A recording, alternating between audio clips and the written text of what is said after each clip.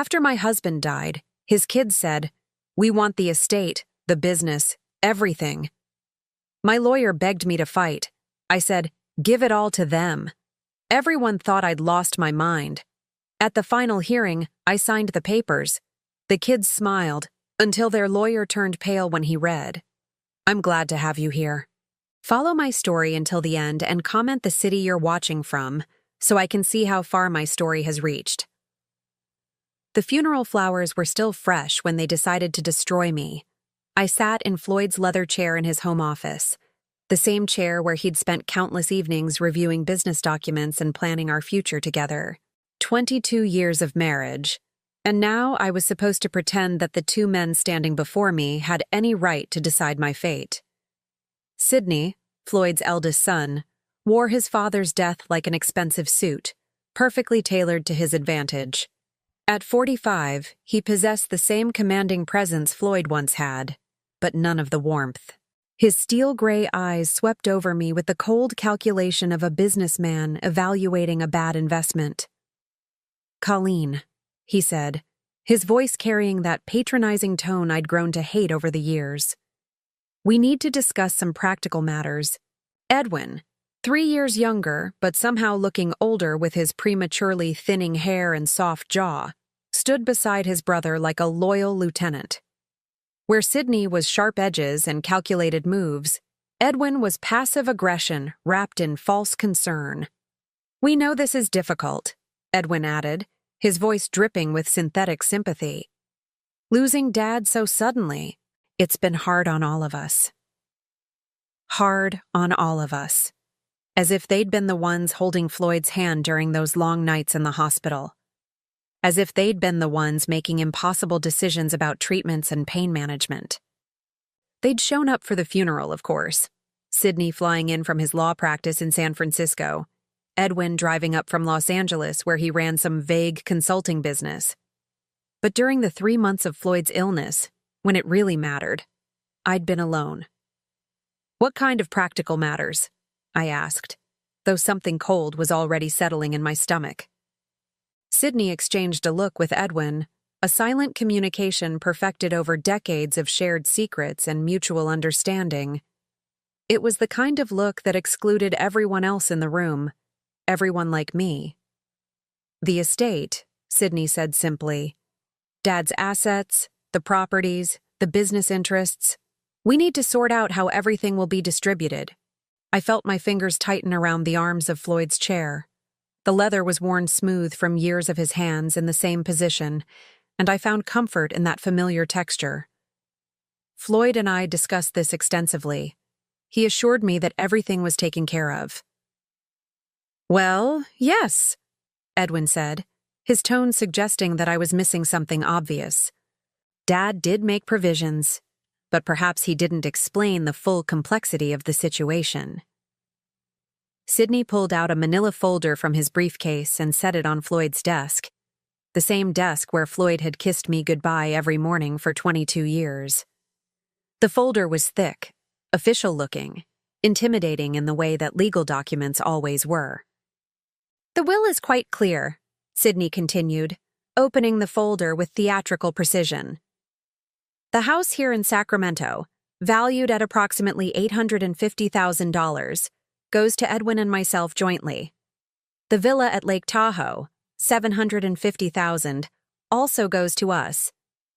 The business assets, roughly $400,000, will be distributed between us as well." Each number hit me like a physical blow. Our home, the place where Floyd and I had built our life together, where we'd hosted Christmas dinners and anniversary parties, where we'd talked about growing old together, gone. The villa where we'd spent our honeymoon, where we'd celebrated our 10th anniversary, where Floyd had told me he loved me for the first time, gone. "And what about me?" I asked quietly. Edwin shifted uncomfortably, but Sidney's expression remained unchanged. "Well, naturally, there's the life insurance policy. $200,000. That should be more than sufficient for your needs going forward." $200,000 for a 63-year-old woman who'd given up her career to support her husband's family. For someone who'd spent the last 2 decades managing Floyd's household, entertaining his business associates, caring for him through his illness. $200,000 to start over. I see, I said, though I didn't see it all. This couldn't be right. Floyd had promised me that I'd be taken care of, that I'd never have to worry about security or stability. It's not personal, Colleen, Edwin said, and the false gentleness in his voice made my skin crawl. It's just that Dad always intended for the family assets to stay within the bloodline, you understand. Bloodline. As if the 22 years I'd spent as Floyd's wife, as Sydney and Edwin's stepmother, meant nothing. As if love and commitment were somehow less valid than genetics. Of course, Sydney added, we're not heartless. You can stay in the house for 30 days while you make arrangements. We think that's more than fair. Fair. They thought 30 days to uproot a life was fair. I looked around the office, taking in the familiar details that would soon belong to someone else. The bookshelf where Floyd kept his first edition novels, the window that looked out onto the garden we'd planned together, the small photograph on his desk, not of Sydney or Edwin, but of Floyd and me on our wedding day, both of us laughing at something I could no longer remember. There is one more thing, Sydney said, and something in his tone made me look up sharply. He pulled another document from the folder, this one smaller but somehow more ominous. Dad accumulated some significant medical bills during his final illness. The insurance covered most of it, but there's still about $180,000 outstanding. Since you were his wife and presumably made medical decisions jointly, the hospital and doctors are looking to you for payment. The room seemed to spin slightly. $180,000 in debt, with only $200,000 from the life insurance to cover it.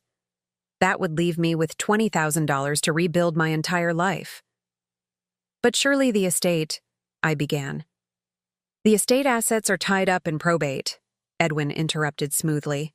And given the specific terms of the will, those debts are considered separate from the inherited properties. It's unfortunate, but that's how these things work legally. I stared at them both, these two men who'd called me Mom at their father's funeral just 3 days ago. Sydney with his perfectly pressed suit and cold eyes. Edwin with his soft features and voice that suggested concern while delivering cruelty.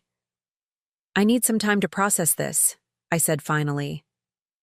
Of course, Sydney said, standing and straightening his jacket. Take all the time you need. But remember, the 30-day clock starts tomorrow. And those medical bills. Well, the longer they sit, the more complicated things become. They left me alone in Floyd's office, surrounded by the ghosts of our life together and the crushing weight of my new reality. The silence was deafening. No comfort, no reassurance, no suggestion that perhaps we could work together to find a solution that honored both Floyd's wishes and my basic human need for security. I sat there as the afternoon light shifted across the room, creating shadows that seemed to mock the brightness Floyd and I had once shared here. My hands found the small drawer in Floyd's desk where he'd always kept his personal items. Inside, beneath old receipts and business cards, my fingers touched something unexpected, a small key I'd never seen before. The key was old brass, worn smooth with handling. It didn't fit any lock I could think of in the house, but Floyd had kept it in his most private space. Why? As I held the key up to the light, I noticed Edwin's car was still in the driveway. Through the window, I could see him and Sydney standing beside it, their heads close together in animated conversation. They were celebrating, I realized, dividing up their inheritance, planning what they'd do with their newfound wealth. Neither of them looked back at the house where their stepmother, their father's wife, sat alone with the ruins of her life spread out before her. But as I watched them drive away, something strange happened. Instead of the despair I expected to feel, a different emotion began to take root. It started small, just a whisper in the back of my mind, but it grew stronger with each passing moment. They thought they'd won. They thought they'd successfully erased me from Floyd's legacy, reduced me to nothing more than an inconvenience to be managed with the minimum legal requirements.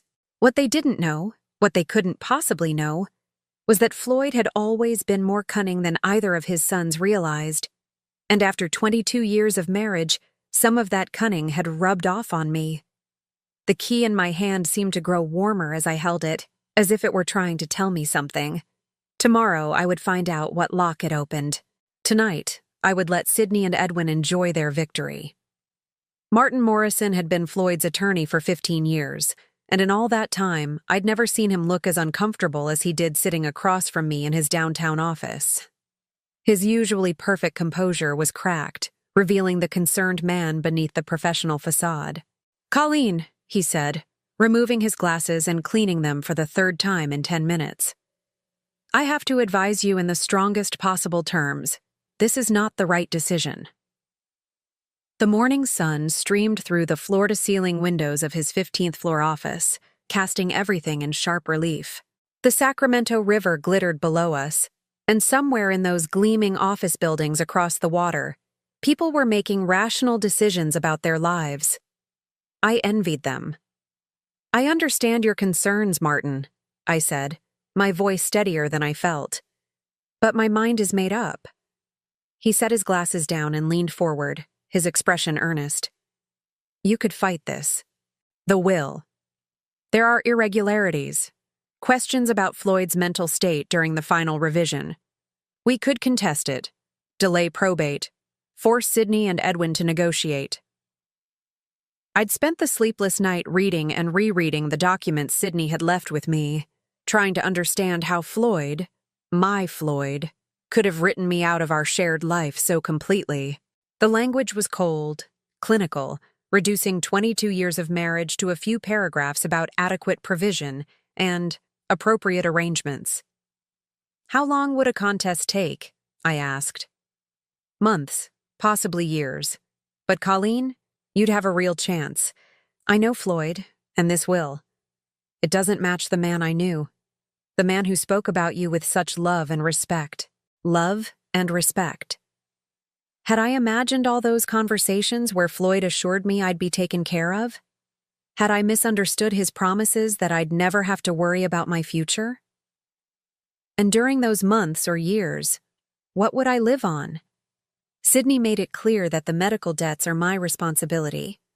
$180,000, Martin. Even if I won a contest eventually, I'd be bankrupt long before then. Martin's jaw tightened. "Sydney and Edwin are playing hardball, but that's exactly why you shouldn't give them what they want. They're counting on you being too intimidated or too exhausted to fight." He was right, of course. Every instinct I had screamed that this was wrong, that Floyd had not intended to leave me with almost nothing while his sons inherited millions. But instincts didn't pay medical bills or put a roof over my head. "What if I just gave them everything they want?" I asked quietly. Martin blinked. "I'm sorry? What if I signed whatever papers they need, transferred all claims to the properties, walked away cleanly? How quickly could that be done?" "Colleen, you can't be serious. You'd be giving up your legal rights to challenge." "How quickly, Martin?" He stared at me for a long moment, his professional mask slipping to reveal genuine concern. "If you waived all claims and signed the proper releases, a week, maybe 2. But why would you even consider that?" I looked out at the river again, watching a small boat navigate the current. The boat's captain seemed to know exactly where he was going, following some invisible map that guided him safely to his destination. "Because fighting would destroy me," I said finally. "Even if I won, I'd be a different person by the end of it. Bitter, exhausted, broke. Maybe it's better to accept what's offered and build something new." Martin leaned back in his chair, studying me with the intense focus that had made him one of Sacramento's most successful attorneys.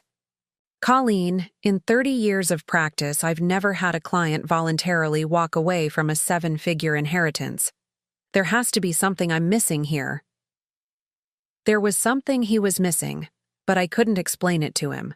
Couldn't explain the certainty that had grown in me since finding Floyd's mysterious key. All night, I'd searched the house for what it might unlock, checking every drawer, every cabinet, every storage space I could think of. Nothing. But the key felt important. Felt like Floyd trying to communicate something from beyond the grave. "Maybe I'm just tired," I said. Tired of fighting? Tired of being seen as the greedy stepmother who wants to steal the son's inheritance. Maybe it's easier to let them have what they think they deserve. What they think they deserve. Martin's voice sharpened. "Colleen, this isn't about what they deserve. This is about what Floyd intended. And I'm telling you as his attorney and friend, this will doesn't reflect his true wishes." Before I could respond, my phone buzzed. A text message from an unknown number. "Mrs. Whitaker, this is Edwin. Could we meet today to discuss timeline for property transfer?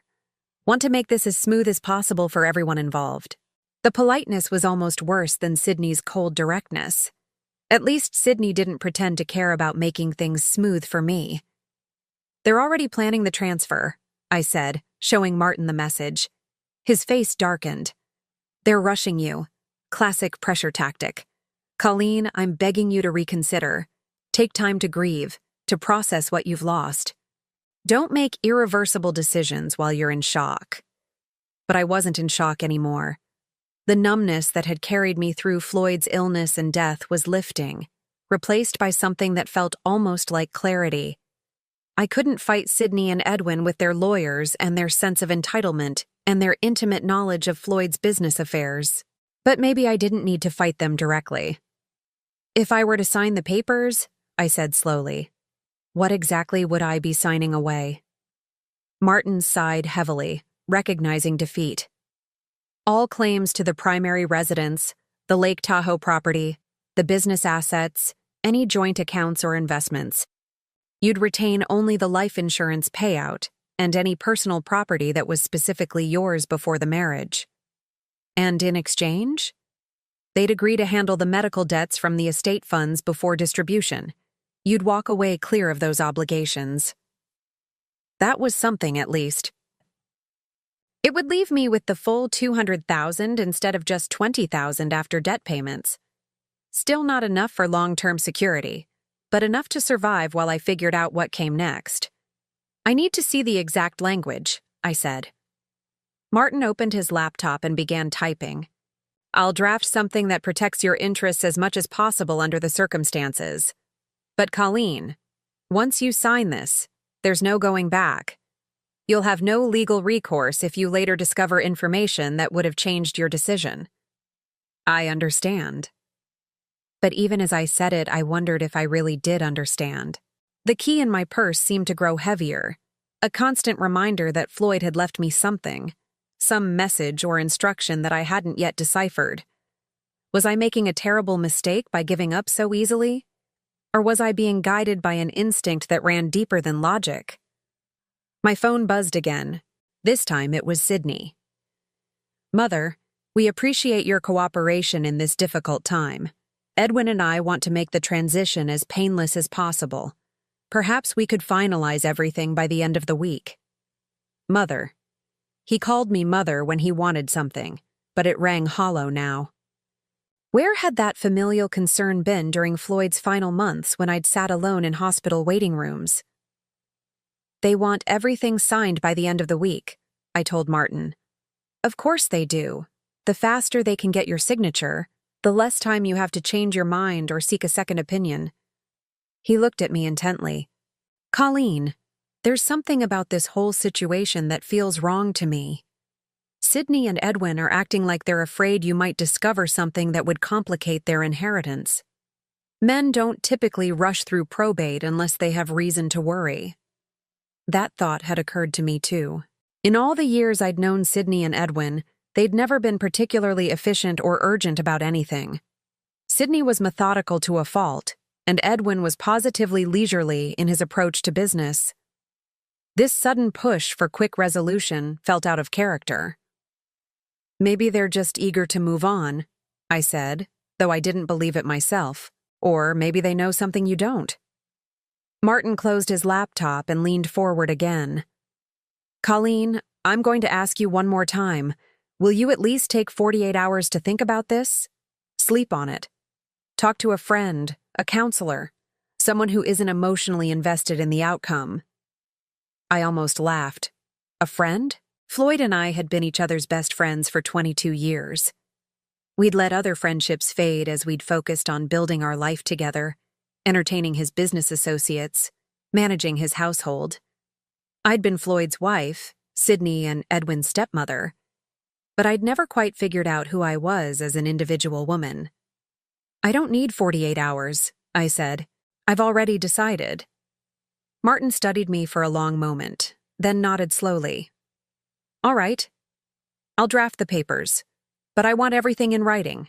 Their agreement to handle the medical debts, a clear timeline for when you'll receive the insurance payout, and a clause that protects you from any future claims related to Floyd's estate." "Thank you. Don't thank me yet. I'm about to help you make what might be the biggest mistake of your life." As I left Martin's office and walked through the marble lobby toward the elevator, I caught a glimpse of my reflection in the polished walls. The woman looking back at me was someone I barely recognized. Older, certainly, but also somehow more solid, more present. For 22 years, I'd been Floyd's wife, defined by my relationship to him and to his sons. For the first time since his death, I was being forced to figure out who Colleen Morrison Whitaker was when stripped of those roles. The elevator doors opened, and I stepped inside. As we descended toward the parking garage, I touched the key in my purse one more time. Floyd had left me something, I was sure of it, and whatever it was, Sydney and Edwin didn't know about it.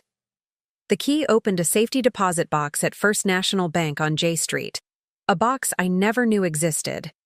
I'd spent 2 days methodically searching every inch of our house, growing more frustrated with each empty drawer and meaningless cabinet.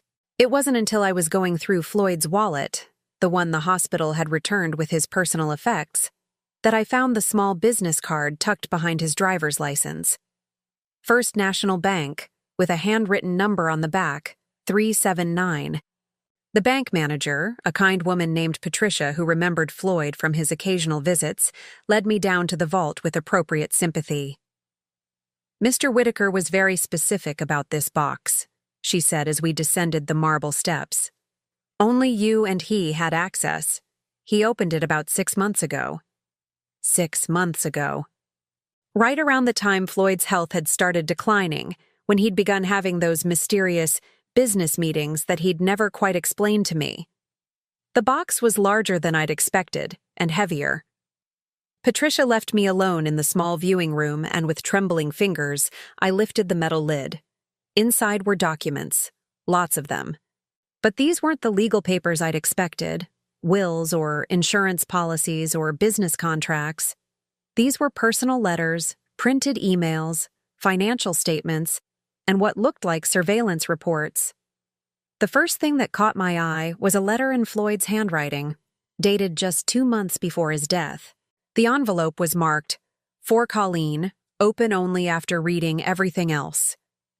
I set that aside and picked up the next document, a printed email exchange between Sydney and someone named Marcus Crawford. The timestamp showed it was from 8 months ago, and as I read, my blood grew cold. "Marcus, Dad's getting worse. The doctors think he's got maybe 6 months. We need to move faster on the transfer protocols. Can you expedite the paperwork we discussed?" The reply was equally chilling. "Sydney, I've prepared the documents as requested. Once your father signs, the business assets will be restructured under the shell companies we established. The personal properties can be transferred immediately upon death. What about the wife? Colleen won't be a problem. She doesn't understand the business side, and by the time she figures out what's happening, it'll be too late. Dad trusts us completely." I had to read it twice before the meaning sank in. They'd been planning this for months. While I was caring for Floyd, driving him to doctor appointments, managing his medications, his sons were plotting to steal not just from me, but from their own father. The next document was a bank statement for an account I'd never heard of. Whitaker Holdings, LLC. The balance showed $4.7 million. Below it was a handwritten note from Floyd. "Colleen, this is our real savings. The boys think all my money is tied up in the house and business, but I moved the bulk of our assets here months ago. I was trying to protect us. $4.7 million. We weren't poor. We weren't even middle class. Floyd had been quietly wealthy, and Sydney and Edwin had been trying to steal from their dying father. My hands shook as I reached for the next item, a folder labeled Private Investigation Confidential. Inside were photographs, financial records, and a summary report from someone named James Mitchell, licensed private investigator. The photos showed Sydney entering and leaving what appeared to be an upscale casino in Reno. The timestamps indicated he'd made multiple trips over the past year, sometimes staying for several days. The financial records painted an even grimmer picture. Sydney owed $230,000 to various creditors, most of them connected to gambling debts. Edwin's file was just as damning. The investigation had uncovered that his consulting business was actually a front for a series of failed investment schemes. He'd lost nearly $300,000 of other people's money, including funds that belonged to several elderly clients who'd trusted him with their retirement savings. Both of Floyd's sons were drowning in debt and legal troubles. No wonder they were so eager to get their hands on their inheritance. But the most devastating document was a medical report dated 3 months before Floyd's death. It wasn't from his regular doctor. This was from a neurologist I'd never heard of.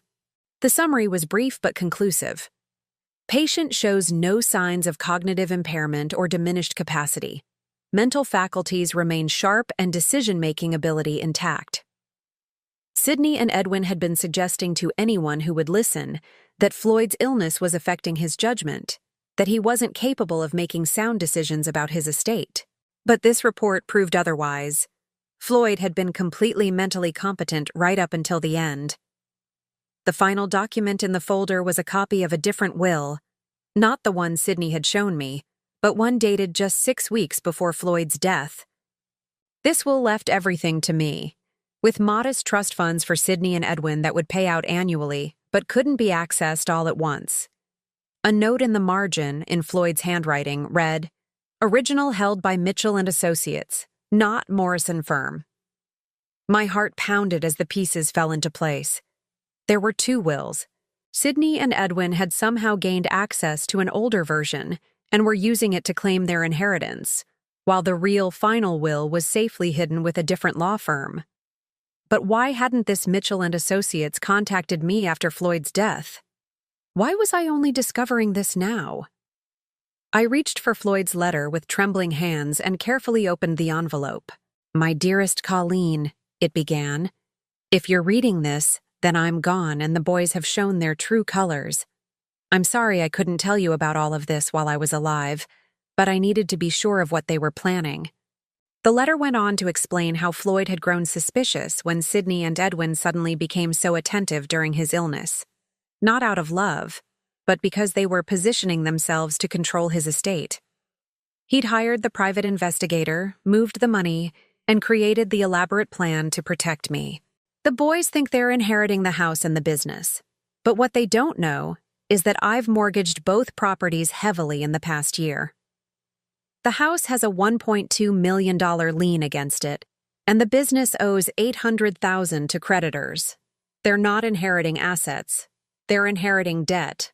I stared at the letter, hardly believing what I was reading. Floyd had essentially given Sydney and Edwin a poison pill, disguised as an inheritance. "The life insurance policy they mentioned is real," the letter continued. "But it's not for $200,000. It's for $500,000, and the extra money is meant to help you start over. Martin Morrison was never supposed to handle my estate. I fired his firm 2 months ago, but didn't tell him. The boys must have convinced him to represent the family after my death." The final paragraph brought tears to my eyes. "I know this seems cruel, but I couldn't stand by and watch them steal from you the way they've been stealing from everyone else. They made their choices, Colleen. Now they have to live with the consequences. You deserve better than what they were planning to give you. Take the money, start fresh, and don't look back. Love always, Floyd." Attached to the letter was a business card for Mitchell and Associates and a note that I should contact them immediately after reading the contents of the safety deposit box. I sat in that small, windowless room for nearly an hour, trying to process everything I'd learned. Floyd hadn't abandoned me. He'd been protecting me. And Sydney and Edwin, the men who'd called me mother at the funeral, who'd spoken so eloquently about family and legacy, were nothing more than common thieves. But there was something else, something that made my stomach churn. If Sydney and Edwin were so desperate for money that they'd steal from their dying father, what would they do when they discovered their inheritance was actually a mountain of debt? Would they come after me? Would they try to force me to help them out of the financial hole Floyd had dug for them? I carefully placed all the documents back in the safety deposit box except for the business card and Floyd's letter. Those I tucked safely in my purse. Tomorrow, I would call Mitchell and Associates and find out exactly what Floyd had arranged. But tonight, I had to sit through dinner with Sydney and Edwin, knowing what I now knew about them. I had to smile and nod while they discussed their plans for our properties, pretending I didn't know they were about to inherit nothing but debt and legal troubles. As I drove home, my phone rang. It was Edwin. "Colleen," he said, his voice warm with false affection. "Bianca and I would love to have you over for dinner tonight. We thought it would be nice to spend some family time together before we finalize all the legal matters." Family time. How thoughtful of them. "That sounds lovely," I said, surprised by how steady my voice sounded. "What time?" 7 o'clock. And Colleen, we really want you to know how much we appreciate how gracefully you're handling everything. Dad would be proud. Dad would be proud. If Edwin only knew what Dad had really thought about his gambling-addicted, debt-ridden sons. As I hung up and continued driving toward what would probably be my last dinner as a member of the Whitaker family, I realized something had changed in me. The grief and confusion I'd been carrying since Floyd's death were still there, but they were now mixed with something else, something harder and more focused. Sydney and Edwin thought they were so clever, manipulating the grieving widow, rushing me into decisions before I could think clearly. They had no idea that their father had been 10 steps ahead of them the entire time, and they certainly had no idea that I was about to be 10 steps ahead of them too. Dinner was going to be very interesting indeed. Edwin and Bianca's house in Granite Bay was a monument to borrowed money and false success.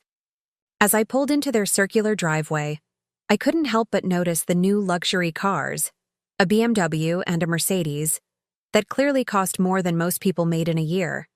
Now I understood where the money had come from. Bianca answered the door wearing a designer dress that probably cost more than my monthly grocery budget. At 38, she'd perfected the art of looking expensively maintained. Highlights that cost $600 every 8 weeks, nails that required weekly touch-ups, jewelry that sparkled with the kind of stones that came with insurance riders. "Colleen!" she exclaimed, pulling me into an air kiss that barely grazed my cheek. "You look wonderful. How are you holding up?" The concern in her voice was about as genuine as her nail color, but I smiled and played along. "I'm managing, dear. Thank you for having me." Sydney was already there, lounging in Edwin's study with a scotch in his hand that probably cost more per bottle than I spent on groceries in a month. The room was all dark wood and leather, designed to project success and stability. What it actually projected, now that I knew the truth, was desperate overreach. "Mother," Sydney said, standing to give me a brief hug. "You're looking better. I was worried about you after our conversation yesterday." Yesterday, when he'd told me I was essentially homeless and bankrupt. Such touching concern. Edwin emerged from the kitchen carrying a wine glass filled with what looked like a very expensive Chardonnay. "Colleen, so glad you could make it. Bianca's been cooking all afternoon. Her famous herb-crusted salmon." The three of them moved around me like gracious hosts, offering drinks and appetizers, commenting on my appearance, asking about my plans. It was a masterful performance of family concern, And if I hadn't spent the afternoon reading about their gambling debts and failed business ventures, I might have been touched. Dinner was served in their formal dining room, complete with china that looked like it belonged in a museum and silverware heavy enough to be weapons. Bianca had indeed outdone herself. The salmon was perfectly prepared, the wine expertly paired, the presentation flawless. "So," Sydney said as we settled into the main course, "Martin Morrison called me this afternoon. He mentioned you're ready to move forward with the estate transfer." I took a delicate bite of salmon, buying time. "Yes, I've decided that fighting over Floyd's wishes isn't how I want to spend my remaining years. Family harmony is more important than money." The relief that flickered across Edwin's face was almost comical. That's wonderful, Colleen. Really wonderful. Dad would be so pleased to know we're all working together. We've prepared some papers," Bianca added, reaching for a manila folder that had been sitting on the sideboard. "Just to make everything official. Our attorney drew them up to complement what Martin is handling." Their attorney. Of course they'd brought in their own legal representation. I wondered if this mysterious lawyer knew about Sydney's gambling debts or Edwin's fraudulent investment schemes. "How thoughtful," I said, not touching the folder. "But I should mention that I've been doing some thinking about the medical bills." The temperature in the room seemed to drop several degrees. Sydney set down his wine glass with just a bit too much force. "What kind of thinking?" Edwin asked, his voice carefully neutral. "Well, $180,000 is a substantial amount. I was wondering if perhaps we should have an accountant review the estate's liquid assets before I commit to taking on that debt personally." Sydney and Edwin exchanged a look, the same kind of silent communication I'd witnessed in Floyd's office, but this time I could read the subtext. They were afraid I might discover something. "Colleen," Sydney said carefully, "I thought we'd explained that the estate assets are tied up in probate. The medical bills are separate from the inheritance." "Of course," I said pleasantly, "but Floyd was always so meticulous about his record-keeping. I'm sure there must be documentation of exactly what debts belong to the estate versus what's considered personal responsibility." Bianca laughed, the sound just a bit too bright. "Oh, Edwin handles all that boring financial stuff. Don't you, honey?" Edwin nodded rapidly. "Absolutely. Everything's been properly categorized. The medical expenses fall to you because you were Floyd's spouse and presumably involved in the treatment decisions." "That makes sense," I agreed. Although I do find it interesting that Floyd never mentioned being worried about medical costs. He always seemed so confident that we had adequate insurance. The silence stretched just a beat too long. Sydney cleared his throat. "Insurance doesn't cover everything, unfortunately. Dad's treatment was quite extensive in those final months." I knew I was walking into dangerous territory, but I couldn't resist pressing just a little. "I suppose I should contact the hospital directly. Get an itemized breakdown of what's owed and what the insurance actually covered." Edwin's fork clattered against his plate. That's not necessary, Colleen. I've already handled all that. Very thoroughly." "I'm sure you have," I said. "But as Floyd's widow, I feel responsible for understanding exactly what happened financially during his final illness. It's the least I can do for his memory." Bianca jumped up suddenly. "Who wants dessert? I made that chocolate torte recipe from Food and Wine magazine."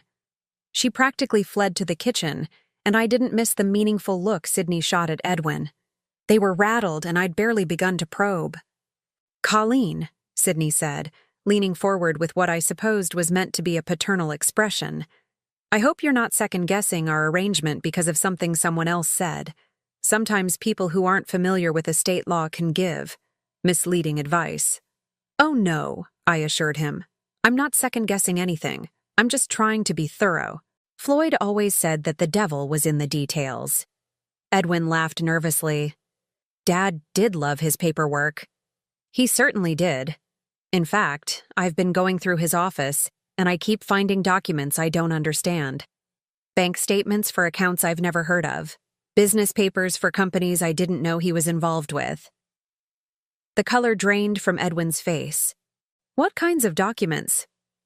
Oh, nothing important, I'm sure. Just confusing financial statements. Although I did find a safety deposit box key that I'd never seen before. Sydney went very still.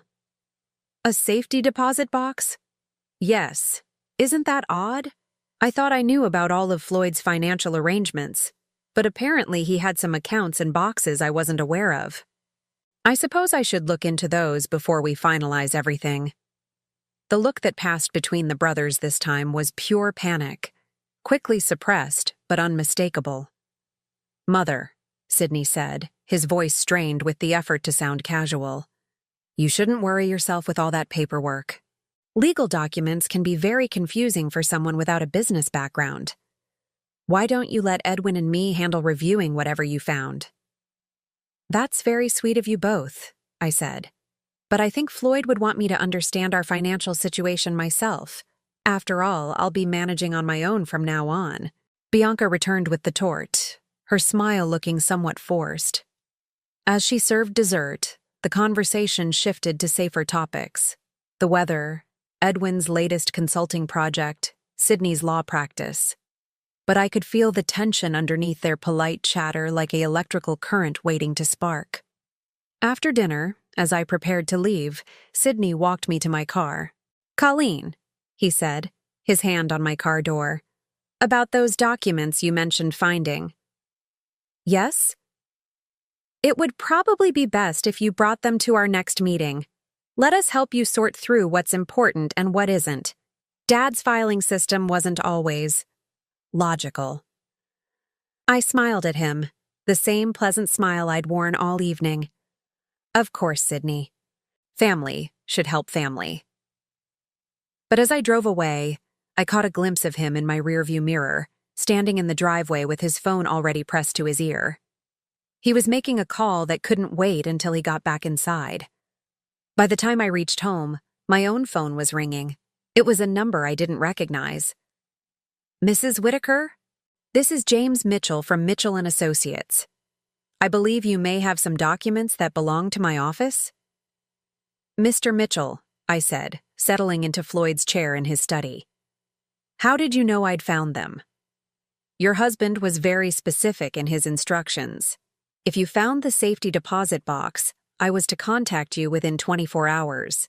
Ma'am, we need to meet as soon as possible. There are some things about your husband's estate that you need to know before you sign anything with Sydney and Edwin." "What kinds of things?" "Things that will change everything, Mrs. Whitaker. Everything." As I hung up the phone and looked around Floyd's study, my study now, I realized that the invisible game I'd been playing all evening was about to become very visible indeed. Sydney and Edwin thought they were manipulating a grieving widow, but they had no idea that their father had been playing a much longer, much more sophisticated game. James Mitchell's office was nothing like Martin Morrison's polished downtown suite. Located in a modest building in Midtown Sacramento, it had the comfortable, lived-in feeling of a place where real work got done rather than impressive clients got courted. Mitchell himself was a surprise, a soft-spoken man in his 60s with kind eyes and hands that showed he'd worked for everything he'd earned. "Mrs. Whitaker," he said, rising from behind a desk that was organized chaos incarnate. "Thank you for coming so quickly. Please sit down. We have a lot to discuss." I settled into the worn leather chair across from his desk, my purse containing Floyd's letter held tightly in my lap.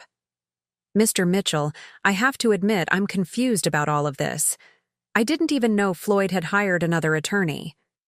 "He hired me about 8 months ago," Mitchell said, pulling out a thick file. "Initially, it was just to conduct a discreet investigation into some financial irregularities he'd noticed. But as we uncovered more information, my role expanded significantly." He opened the file, and I could see it contained copies of many of the same documents I'd found in the safety deposit box, along with others I hadn't seen. "Your husband was a very thorough man, Mrs. Whitaker." When he realized what his sons were planning, he developed a comprehensive strategy to protect you and ensure they faced consequences for their actions. "The investigation showed they were stealing from him?" Mitchell nodded grimly.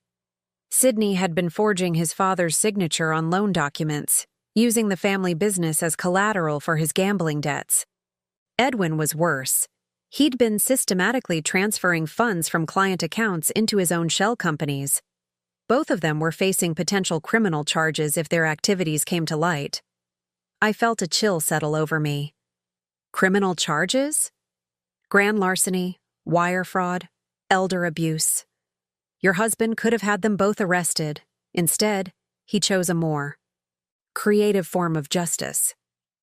Mitchell pulled out a different set of documents and spread them across his desk. These are the real estate records for the house and the Lake Tahoe property. As of 6 months ago, both properties are leveraged to the maximum. Your husband took out mortgages totaling $1.2 million on the house and $800,000 on the villa.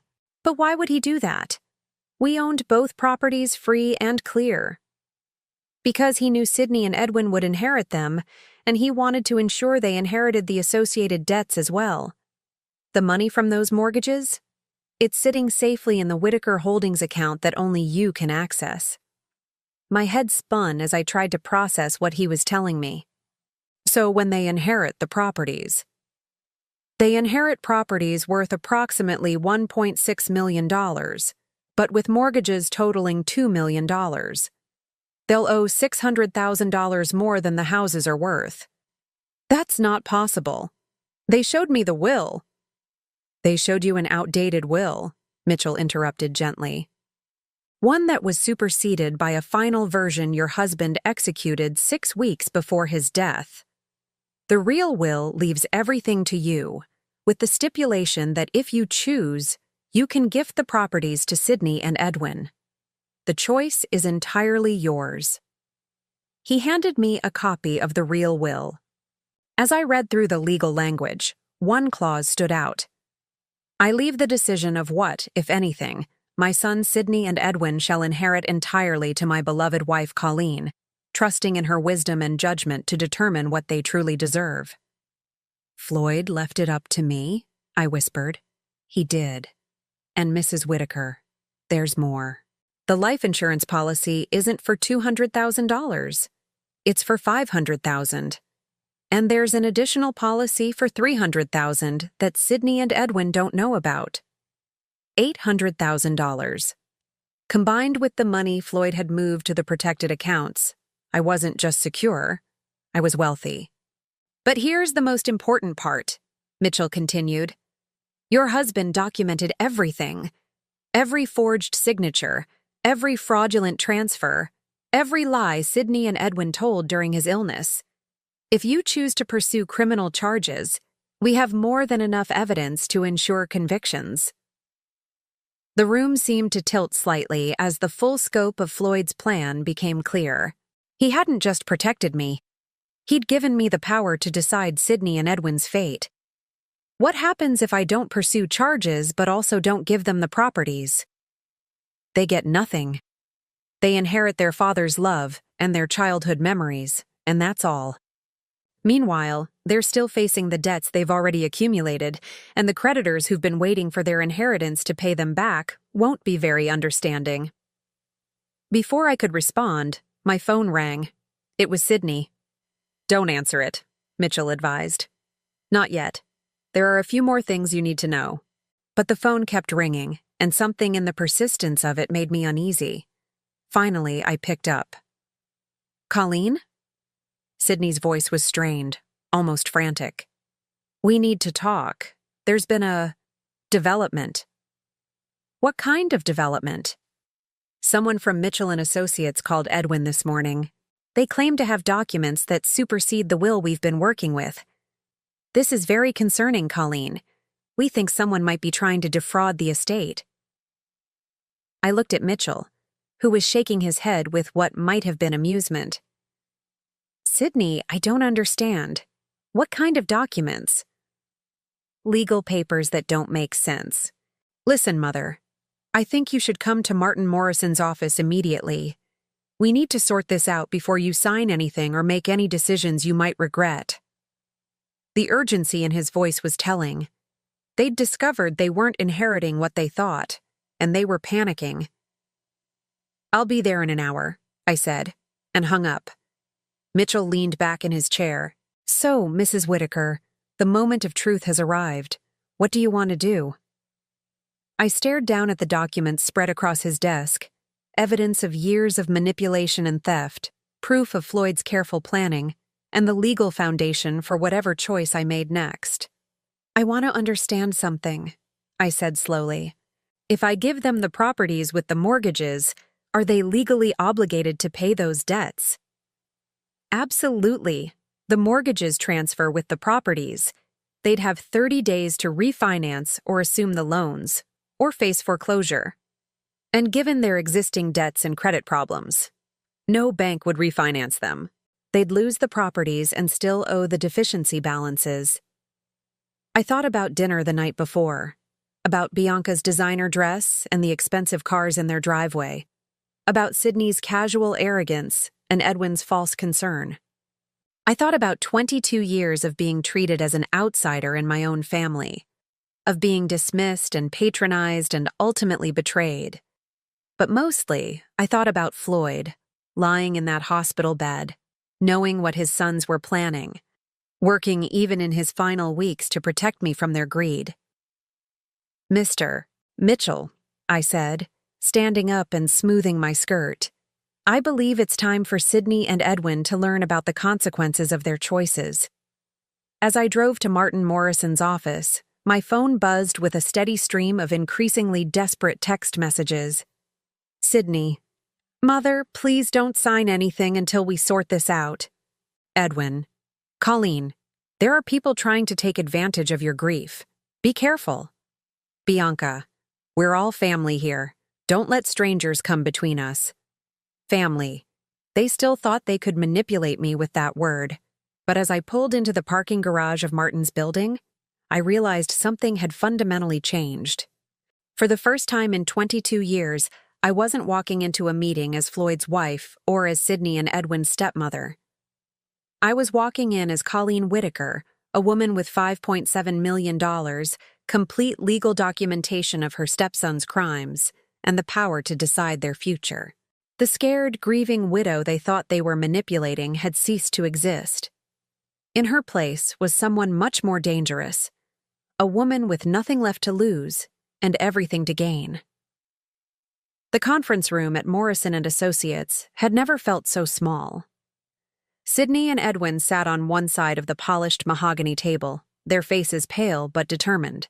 Martin Morrison occupied the head of the table, looking more uncomfortable than I'd ever seen him. James Mitchell sat beside me, a thick briefcase at his feet and the calm demeanor of a man who held all the cards.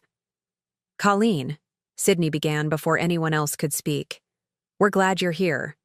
This whole situation has gotten very confusing, and we need to clear up some misunderstandings. What kind of misunderstandings? I asked, settling into my chair and folding my hands calmly in my lap. Edwin jumped in, his voice strained with false concern. Someone's been spreading misinformation about Dad's estate, claims about different wills, hidden accounts, things that just don't make sense. We're worried that unscrupulous people might be trying to take advantage of your grief. Martin Morrison cleared his throat. Colleen, I have to admit that I'm confused as well. Mr. Mitchell here claims to have documents that supersede the will I've been working with. But Floyd never mentioned changing attorneys or creating new estate documents. That's because Floyd didn't trust you anymore, I said quietly. The room went dead silent. Martin's face flushed red, while Sydney and Edwin exchanged a look of pure panic. Excuse me? Martin said. I opened my purse and pulled out Floyd's letter, the one I'd found in the safety deposit box. Floyd discovered that someone in your firm was feeding information about his estate planning to Sydney and Edwin. He couldn't be sure if it was you personally or someone in your office, so he decided to take his business elsewhere. That's impossible, Sydney said quickly. Dad trusted Martin completely. Did he? I looked directly at Sydney, enjoying the way his confident facade was beginning to crack. Then why did he secretly hire a private investigator 8 months ago to look into your financial activities? And why did he move $4.7 million into accounts that only I can access? Edwin made a choking sound. 4.7 million? That's not possible. Dad didn't have that kind of liquid assets. Actually, he did, James Mitchell said, opening his briefcase and pulling out a thick folder. Your father was considerably wealthier than either of you realized. He'd been quietly building a portfolio for years, specifically to ensure Colleen's security after his death. He spread documents across the table: bank statements, investment records, property deeds. The house you think you're inheriting? It has a $1.2 million mortgage against it. The villa at Lake Tahoe? $800,000 in liens. Your father took out these loans specifically to saddle any inheritance with debt. Sydney's face had gone from pale to gray. You're lying. I'm afraid not, Mitchell continued calmly.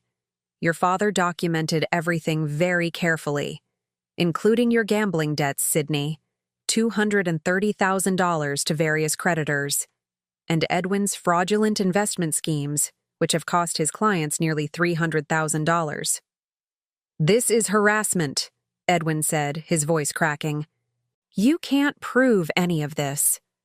Mitchell smiled and pulled out another folder. Actually, I can. Bank records showing forged signatures on loan documents, wire transfer records proving embezzlement, recorded phone conversations where both of you discussed manipulating your father's estate while he was dying in the hospital.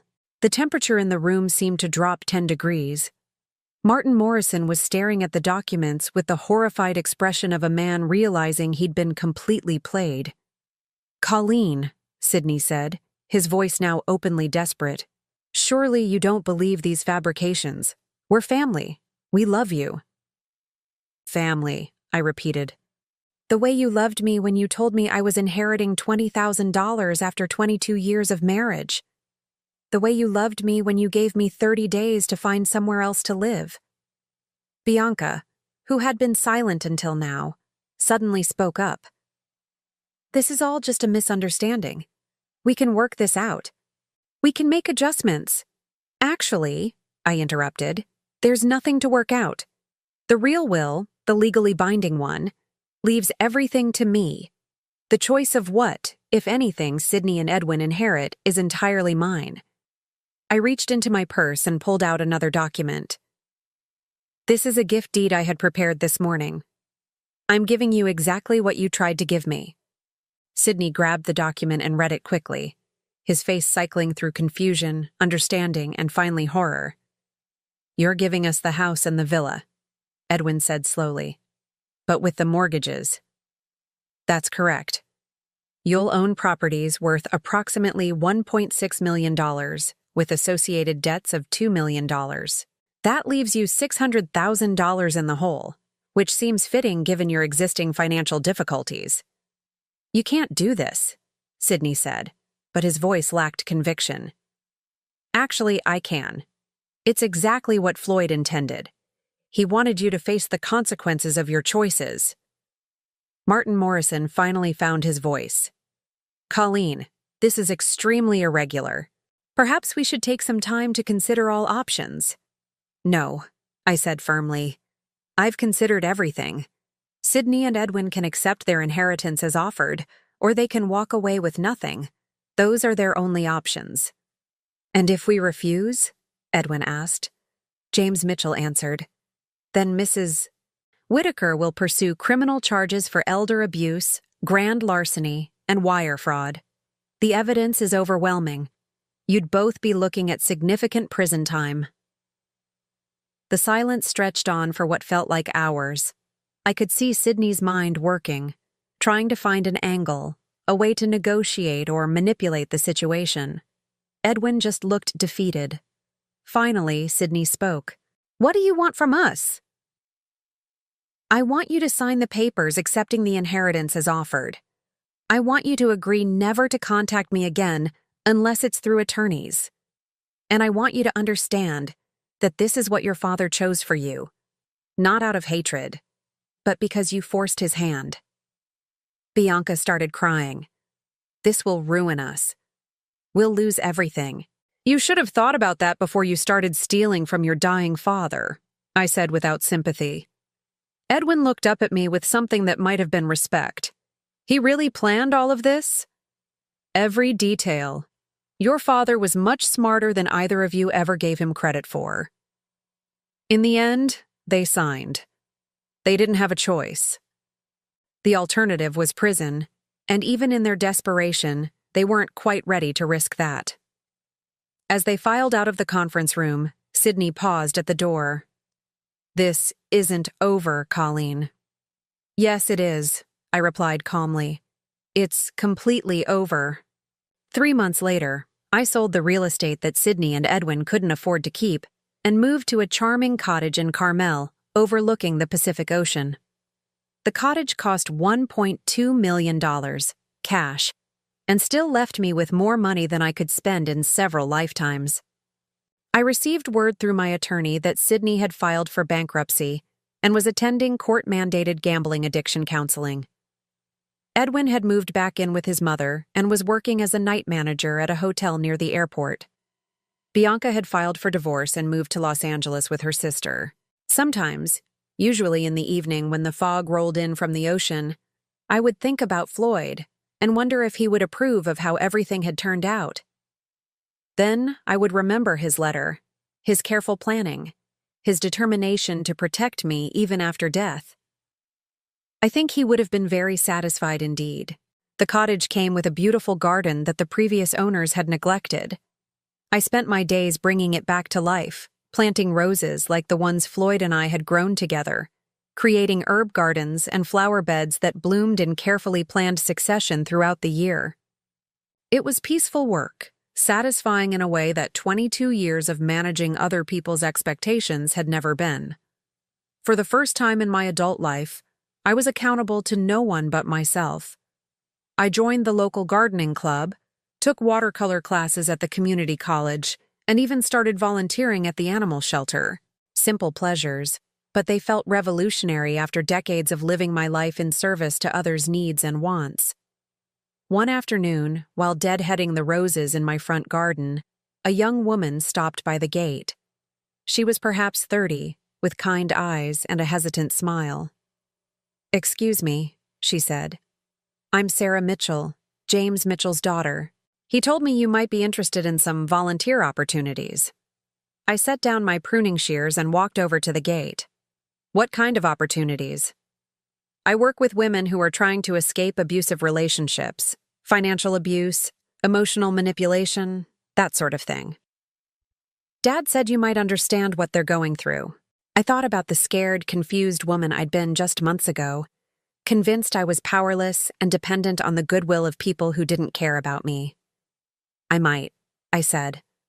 Sarah smiled. "Would you like to hear about what we do?" As we talked, I realized that Floyd's final gift to me hadn't just been financial security. He'd given me something much more valuable, the knowledge that I was stronger than I'd ever imagined, smarter than anyone had given me credit for, and capable of protecting myself and others who needed protecting. 2 months later, I established the Floyd Whitaker Foundation for Financial Justice, providing legal support and financial education for victims of family financial abuse. It wasn't the legacy Sydney and Edwin had expected to leave behind, but it was exactly the legacy Floyd would have wanted. Now I'm curious about you who listened to my story. What would you do if you were in my place? Have you ever been through something similar? Comment below. And meanwhile, I'm leaving on the final screen 2 other stories that are channel favorites, and they will definitely surprise you. Thank you for watching until here, for watching until here, for watching until here, for watching until here, for watching until here.